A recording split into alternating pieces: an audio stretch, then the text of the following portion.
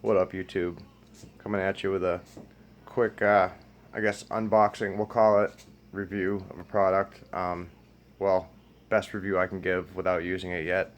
I might have mentioned that I was going to get a crossover. I decided to go with Clarion. Let's see if I can show you it here.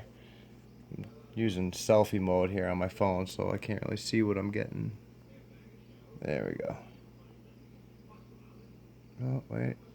Damn, I'm not very good. There we go. So, the reviews on it were really good. There were a few bad reviews that kind of stood out to me, but we'll see what happens. I got it as opposed to the Orion I was going to get because I was thinking the Orion was too big and I have limited space in the truck, as you guys know. So I decided to get this one instead. I didn't want to go through the whole cutting it and opening it like that. I always hate watching people fumble around with one hand. Like, oh, let me unbox this for you. They got like a dull fucking steak knife and they're trying to cut this box and they're fumbling around with like a 90-pound subwoofer and they're like, let me open this. Oh, it's hard to do with one hand. It's like, no shit. No shit.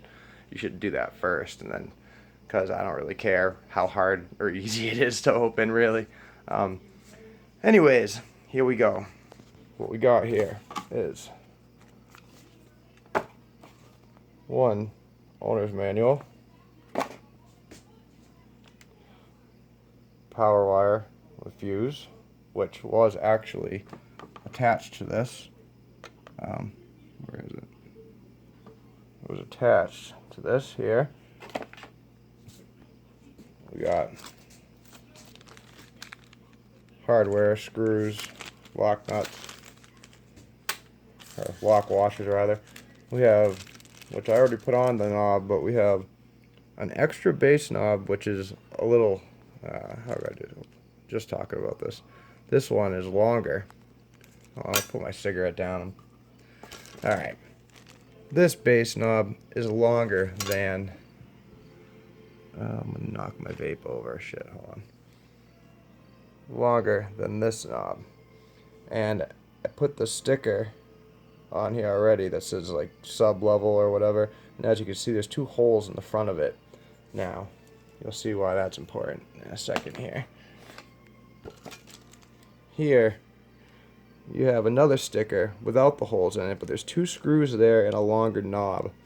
I believe that's so that you could like drill holes in your dash somewhere and you could use those screws to mount the base knob with just the knob coming through the dash. I assume. I'm probably not even going to use that. This is my friend. This is Bubba Kush right there. That's what's up. If you ain't got a vape pen and you're down with that, you need to get one. Also, this $30-something item that I thought was something completely different a few months back can now come into play.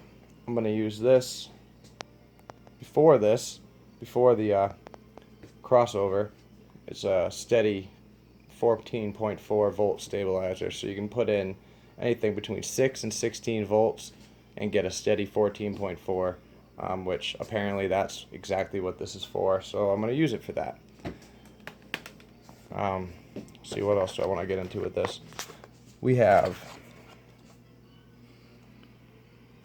a high pass crossover with frequency multiplier. We have subwoofer bass boost, which of course will be at 0. I won't be using that at all. We got 3 different channels I can use. So we'll see how this goes. I haven't even figured out where I'm going to mount it yet. Anyways, so there's that.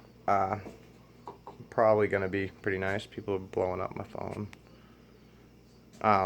What else? Oh, I've talked about how my HCCA can't even handle my XTR amp, the XTR 2500.1 DZ. There's something that I totally forgot about when I was telling people about my shit. And when I measured my coils, the impedance with the multimeter, the coils on my sub are nowhere near 2 ohms. They're 1.3 each. So I'm wiring to my amp at around like 0.75 ohms, 0.8. And as we all know from Big D Wiz Dyno, the XTR 2500.1D, not the DZ, dynamically at 0.8 did over 7K. So yeah, it's no wonder why I'm pushing that sub. I mean, my voltage stays up there. I'm really hammering that thing. So that was good to figure out. Now I need to buy a couple sets of RCAs just to be safe. I have everything I need now already, but a couple sets of RCAs. I'm gonna buy a couple 3 ohm DS18 5 1/4 inch sound quality speakers. They look real nice.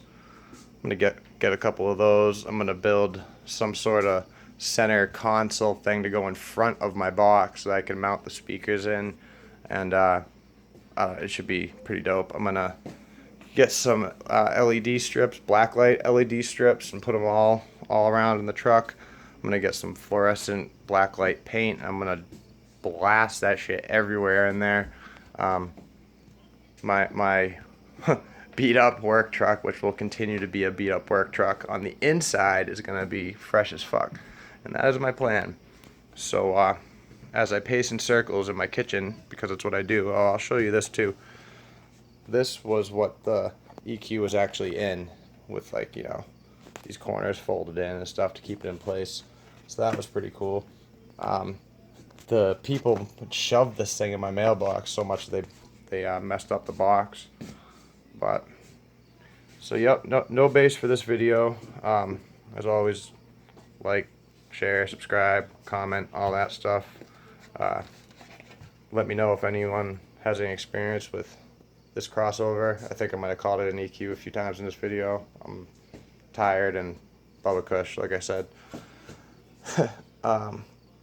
Yeah, I mean, I might even play with the boost a little bit, because I like that I can adjust the frequency of it.